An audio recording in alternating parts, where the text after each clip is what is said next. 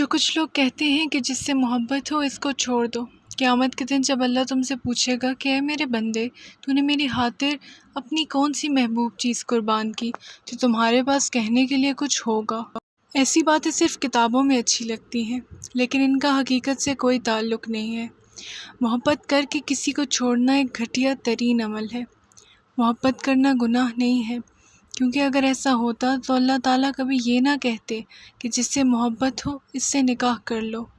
محبت یا تو ہوتی ہے یا نہیں ہوتی، درمیان کا کوئی راستہ نہیں ہوتا۔ اگر محبت کرتے ہو تو اسے نکاح تک پہنچاؤ۔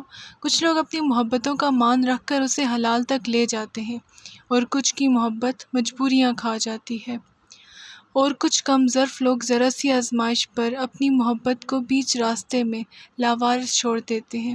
ایسے لوگوں کے لیے محبت حرام ہے۔